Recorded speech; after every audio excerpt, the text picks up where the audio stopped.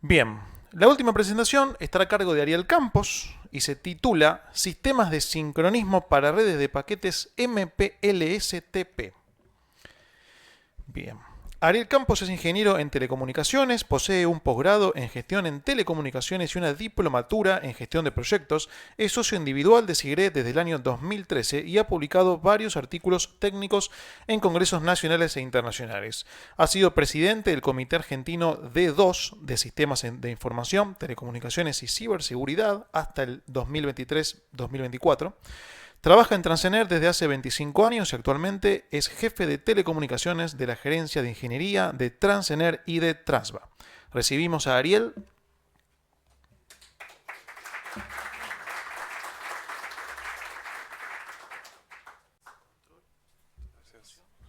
Perfecto. Bueno, muchas gracias Nicolás, muchas gracias a todos. Bueno, me toca la última presentación, los agarro cansados, pero bueno, espero hacerla dinámica y que sea agradable para ustedes, ya que es un tema que estimo que es muy interesante para toda la industria, más allá de las especialidades, así que, bueno, esperemos contarlo bien.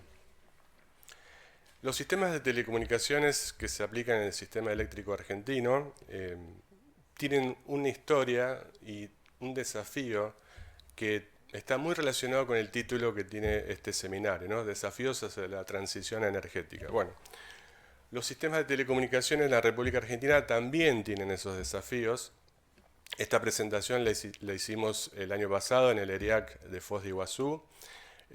Nuestra principal idea fue presentar el sistema de transporte argentino, presentarlo a una audiencia amplia y contarles cuáles son esos desafíos que tienen los sistemas de telecomunicaciones. Principalmente me quiero enfocar en nuestros centros de control que se encuentran ubicados en Rosario, en la localidad de Pérez, y en Trasba, en la localidad de Cañuelas, en el COTDT de Seiza, que a través de nuestros centros de control pueden operar toda la red eléctrica nacional y la red por distribución troncal de la provincia de Buenos Aires. ¿Cómo lo hacemos? La transición tecnológica que ha sufrido las telecomunicaciones en nuestra industria de transporte de energía ha sido ya desde hace algunos años. Y comprender de dónde venimos y hacia dónde vamos nos permite a todo el mercado conocer más acerca de estas tecnologías.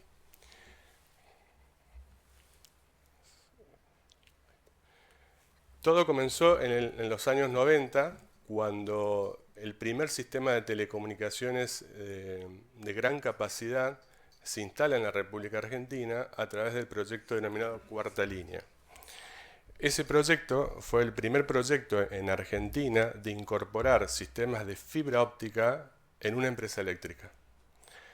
Se construyeron aproximadamente 1.200 kilómetros de fibra óptica y permitió incorporar dos sistemas de telecomunicaciones. El primero es el sistema SDH en capacidad STM1 y el segundo de respaldo es un sistema PDH en capacidad de 4E1.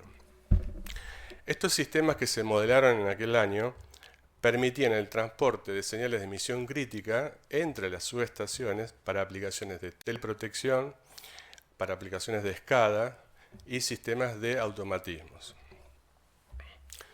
Posteriormente hubieron otros proyectos que yo puse los más destacados que tuvieron sistemas de telecomunicaciones como para ir mostrándoles la evolución.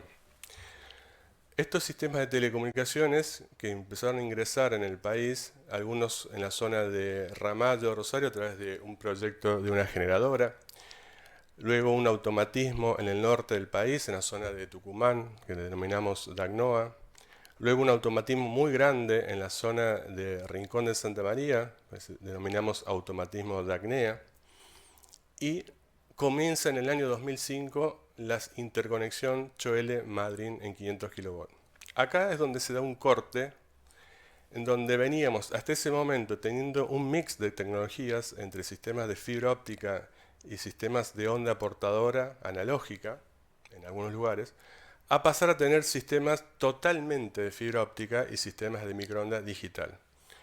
Con estos sistemas se empiezan a construir sistemas 1 y 2, doble sistema, doble electrónica sobre el sistema de fibra óptica, y de respaldo como alternativa a la fibra óptica un sistema de microondas. O sea, incorpora el sistema de transmisión un conjunto de equipamiento que antes no se había logrado. Fíjense que en el caso de fibra óptica de cuarta línea solamente tiene fibra óptica, perdón. En la interconexión Choele-Madryn es la primera interconexión que se incorporan dos medios físicos al sistema de telecomunicaciones. A partir de ese año, todos los proyectos posteriores siguen ese estándar técnico. Ahí fue el primer, yo tomaría como un hito, una primera transición tecnológica importante en la República Argentina. Pasar a tener sistemas de interconexión con doble medio físico de telecomunicaciones totalmente digitales. Comienzan los posteriores proyectos, los voy a nombrar rápidamente para no extenderme mucho en el tiempo. Madryn truncado, también con sistema 1 y sistema 2, en Mendoza San Juan, interconexión Rincón Rodríguez, un sistema muy grande de fibra óptica y microondas, interconexión La Rioja Recreo, interconexión con Maue Cuyo, y la interconexión NOA-NEA, que fue también uno de los proyectos muy grandes de telecomunicaciones que permitió anillar el norte, toda la zona del NOA con la zona NEA a través de fibra óptica y telecomunicaciones por microondas. Ya más contemporáneo con estos tiempos, continúan otros proyectos como ser línea fría, también sistemas de telecomunicaciones por fibra óptica y microondas, y proyectos de generación de centrales térmicas, Manuel Belgrano, Timbúes, Guillermo Brown y Vuelta Obligado, que se incorporaron a los sistemas de transmisión de fibra óptica y microondas. Todos de forma digital con sistemas SDH para fibra óptica y PDH para sistemas de microondas. Ahora les voy a comentar un poco de qué se trata los sistemas SDH y PDH. Posteriormente se pusieron en marcha algunos automatismos, como el caso del automatismo DAC Mendoza, y se habilitaron algunas interconexiones recientemente, como fueron la Bahía Blanca-Viboratá, que si bien esta fecha es el comienzo de la construcción, se terminó habilitando hace poco tiempo, hasta llegar, digamos, en la actualidad. Es decir, la República Argentina comenzó sus sistemas de telecomunicaciones allá por los años 90, comienzos de la concesión del sistema de transporte, con sistemas mixtos, sistemas de fibra óptica y sistemas de onda portadora analógico y sistemas de microondas analógicos. Hoy en día el modelo de trabajo, el modelo de diseño tecnológico son sistemas totalmente digitales por fibra óptica y en algunos casos, mayormente, con respaldo de sistemas de microondas. Eso nos permitió empezar a diagramar las telecomunicaciones con una mirada más amplia que como originalmente se habían planteado. Antes, hace muchos años atrás, las telecomunicaciones resolvían las necesidades de una determinada interconexión. Es decir, lo pensábamos como las necesidades de teleprotecciones, SCADA, telefonía operativa, redes IT, que tuvieran que ver con propiamente esa interconexión. Los sistemas de interconectado empezar a vincularse entre sí llevan a que las telecomunicaciones necesariamente tengan que hacer lo mismo. Las telecomunicaciones comienzan a vincularse entre las distintas regiones del país, conformando una única red de transmisión de datos. O sea, pasamos a tener de redes separadas en los años 90, con una topología que seguía en cierta manera el crecimiento de la red eléctrica, a tener todo un sistema de telecomunicaciones que converge en una única red. Eso tiene desafíos. Conectar un equipo de telecomunicaciones que está en Salta y que pueda tener la habilidad de comunicarse con un equipo que está en Río Negro, Chubut, requiere una serie de desafíos tecnológicos que hacen parte a lo que fue la transición tecnológica. Uno de esos desafíos, mostrando como ejemplo, fue la sincronización de la información entre los equipos de telecomunicaciones. Acá vemos cómo traccionado por distintas aplicaciones como ser automatismo de desconexión automática de generación a nivel nacional, empezamos a requerir la transmisión de datos entre distintas estaciones transformadoras por fuera de determinadas interconexiones, ¿no? Vinculando zonas del país. Al mismo tiempo, estos desafíos para vincular las distintas zonas del país llevaban también a tener compatibilidad hacia atrás con todo lo que ya teníamos funcionando. En este diagrama temporal que yo muestro al comienzo, voy mostrando los distintos años en los cuales ingresa al sistema de transporte todo este equipamiento. A medida que va entrando todo el equipamiento, todo lo nuevo tiene que funcionar con lo que estaba antes. Eso es un concepto importante para los ingenieros de diseño, que es recalcarlo. Todo lo nuevo tiene que seguir funcionando con lo que estaba antes. Entonces, cuando vienen proyectos como Viboratá Bahía Blanca, todo lo nuevo de Viboratá Bahía Blanca tiene que funcionar con lo existente. Ahí es donde también está parte de los desafíos. Las tecnologías de automatización llevan a tener disponibles distintos PLC instalados en distintas estaciones transformadoras del sistema de transporte.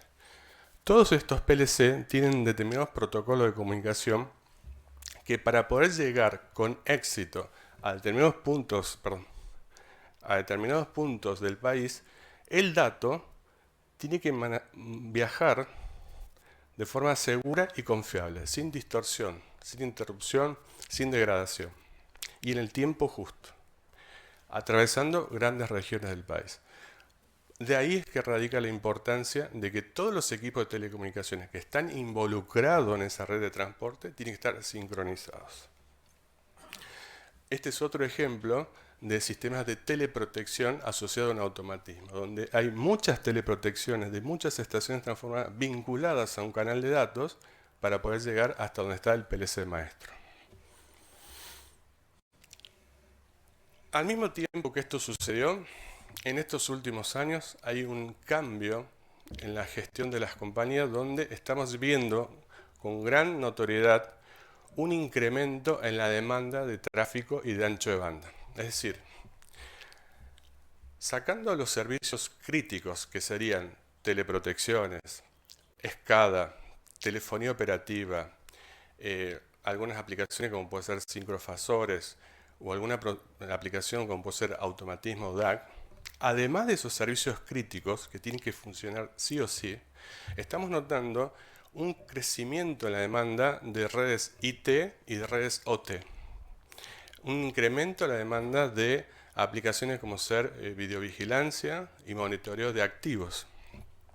Actualmente en la empresa que yo trabajo, en Transener, está lanzado un plan hacia los próximos años en el cual se desea realizar toda una gestión de activos que le permita a la compañía tener un mantenimiento predictivo de todo el conjunto de activos que maneja.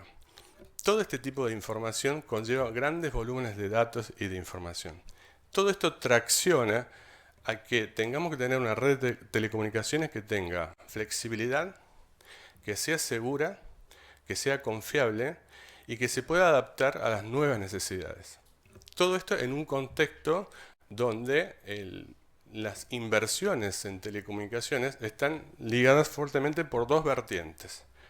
O es una inversión que se lleva adelante porque es una ampliación del sistema de transporte por un agente del mercado, o es una inversión CAPEX que se lleva adelante a través de la compañía por tarifa, renegociación tarifaria. Entonces, en esas dos vertientes de posibilidades de inversión, tenemos que tener una red lo suficientemente robusta para que funcione cuando tiene que funcionar.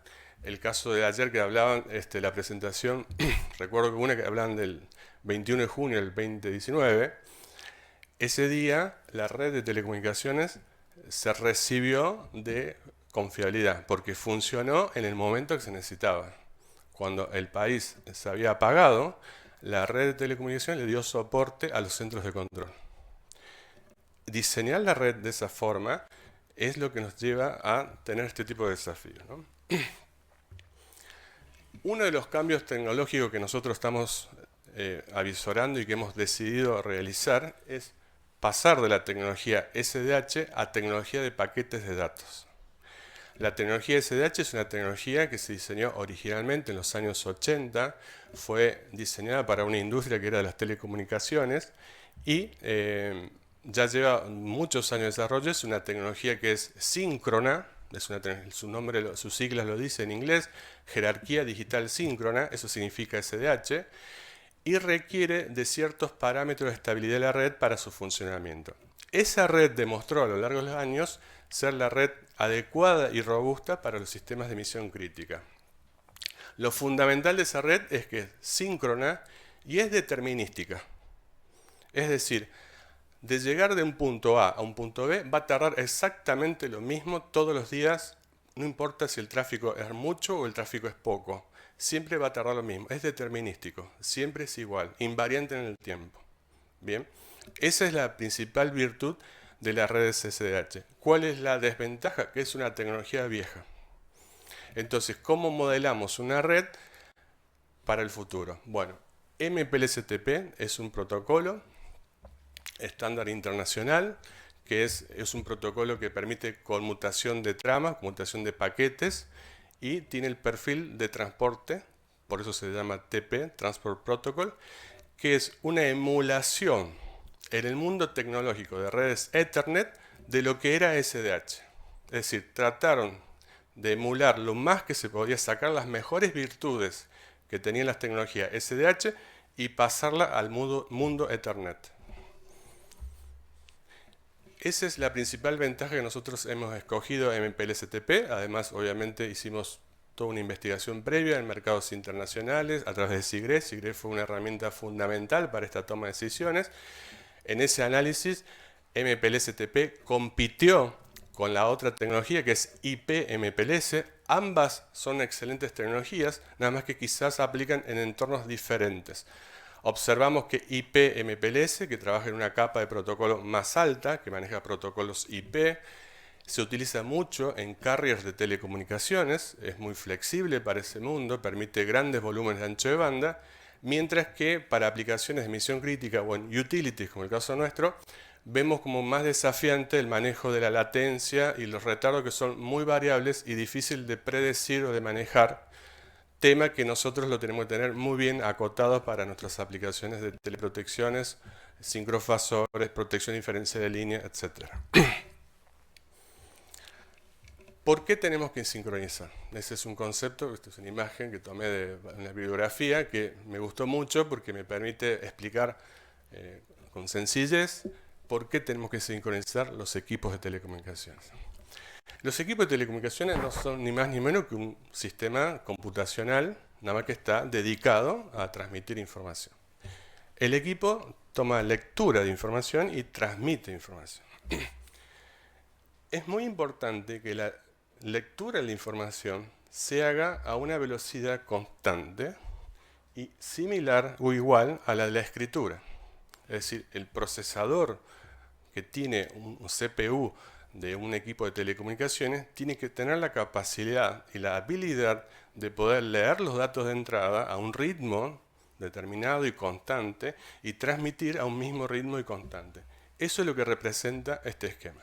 En el equipo de telecomunicaciones radican los buffers de memorias, es decir, donde va poniendo en cola toda la información que le va llegando a los distintos enlaces. Puede ser uno, dos o varios enlaces de telecomunicaciones donde le llega información.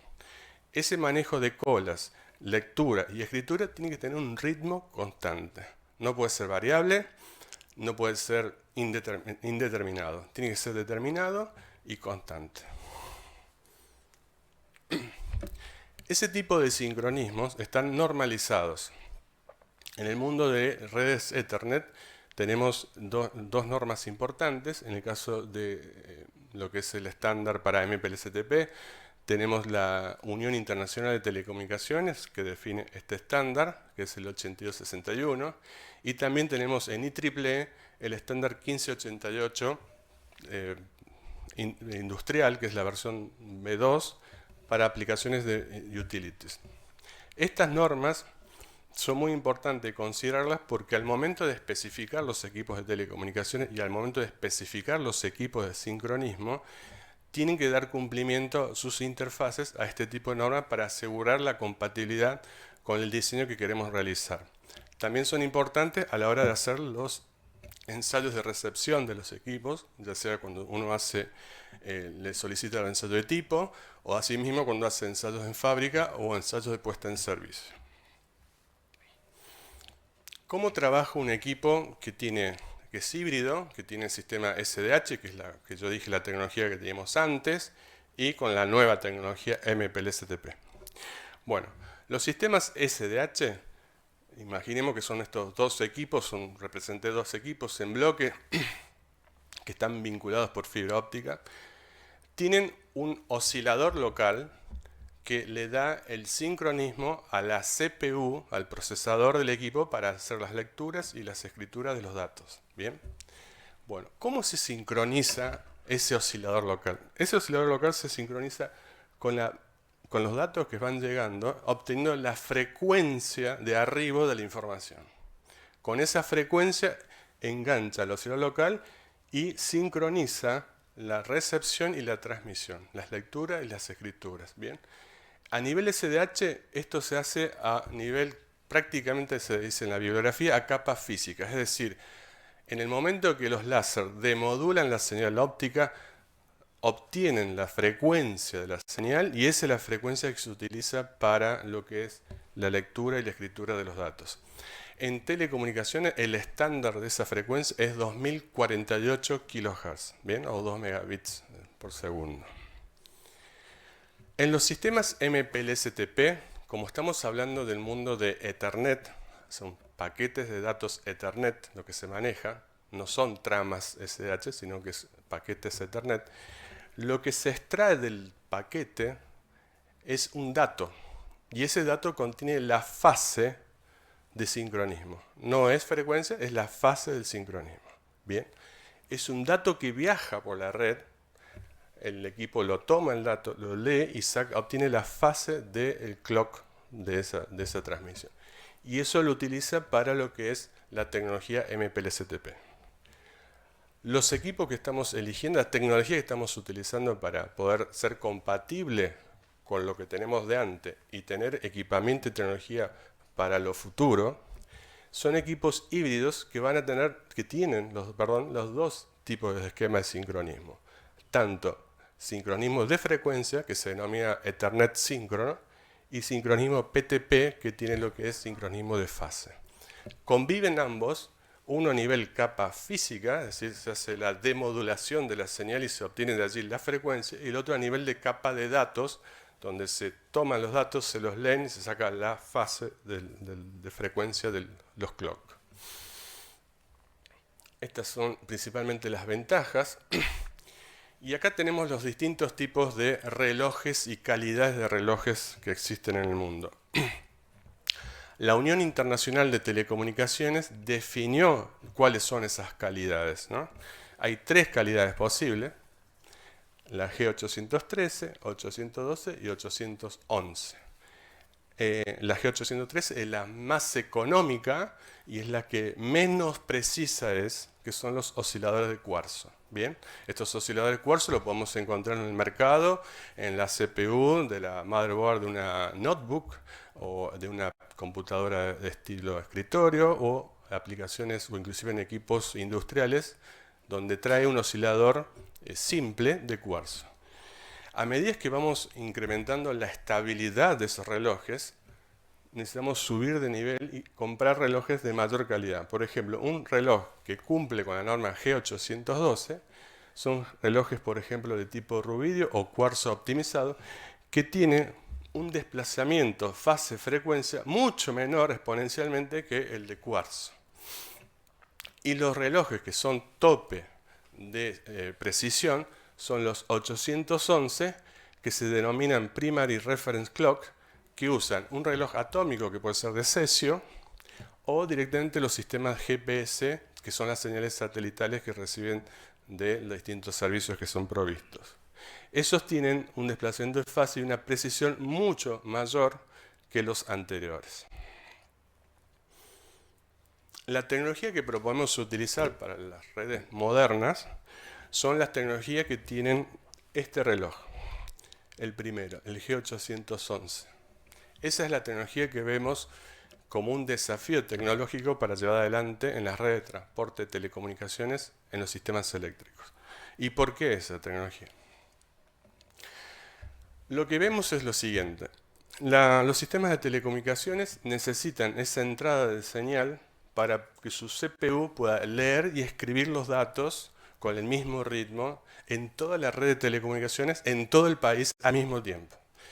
Esos relojes proponemos que tengan primeramente que sean de tipo Primary Reference Clock con calidad 811 y que en caso, pensamos que sea redundante, es decir, que en caso de pérdida de señal satelital por distintos motivos, ya sea por indisponibilidad de la señal o por un hackeo, el reloj tenga un sistema de ruido incorporado en su matriz de hardware para que pueda entregarnos reloj durante muchos días más, aún ante la pérdida de la señal satelital.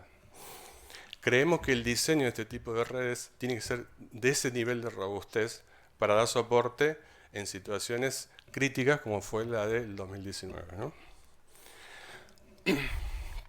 Para llegar a ese tipo de tecnología de cesio hay un estándar internacional que es el 8265 que define cómo tiene que ser ese reloj y cuáles son sus principales características.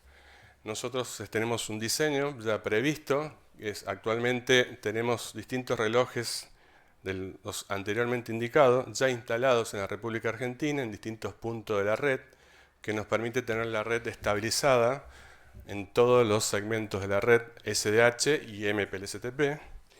Y para nuevos proyectos de telecomunicaciones que estén directamente asociados al transporte de energía, como ser futuras ampliaciones que se pueden realizar en el AMBA, ya tenemos previsto en los pliegos técnicos la incorporación de esta tecnología directamente aquí en la provincia de Buenos Aires, que nos va a permitir entregar un reloj de tipo atómico a toda la red de telecomunicaciones, dando soporte a los anteriores.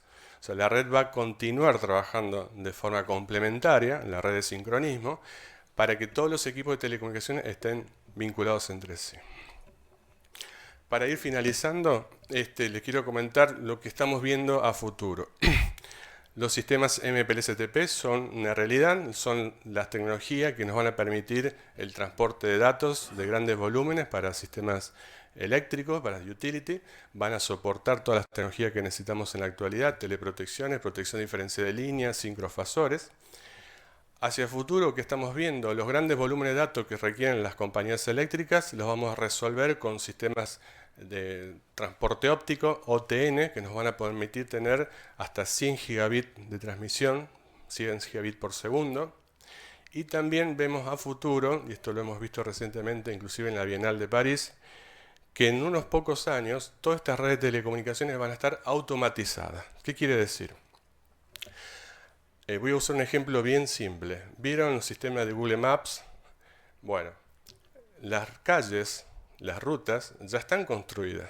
Lo que hace el algoritmo es decirnos con determinados criterios por dónde conviene ir. Nos anticipa, nos dice por dónde está el tráfico bloqueado y nos da rutas alternativas. Bueno, en un futuro va a haber software que nos va a permitir automatizar todas estas redes de telecomunicaciones y nos va a entregar información a los ingenieros para decirnos dónde conviene derivar tráfico, dónde podemos tener un problema de retardo, latencia o variación de jitter, y directamente los algoritmos nos van a recomendar rutas nuevas.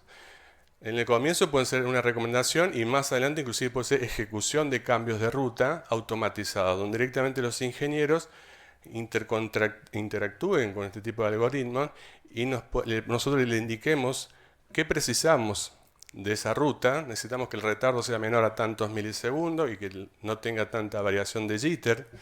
Y directamente el algoritmo busca el mejor camino de las telecomunicaciones con los equipos que tengo para entregar esa calidad de servicio. Eso vemos que lo que se tiene que ver con todo lo que es software definido por redes o software defined network es la tecnología del futuro y es lo que nos va a permitir manejar ese tipo de situaciones. Así que bueno, espero que, ha sido la última presentación, pero que espero que les haya parecido interesante. Y bueno, estoy a disposición para consultas. Bien, muchas gracias Ariel por tu presentación. ¿Alguna pregunta para Ariel?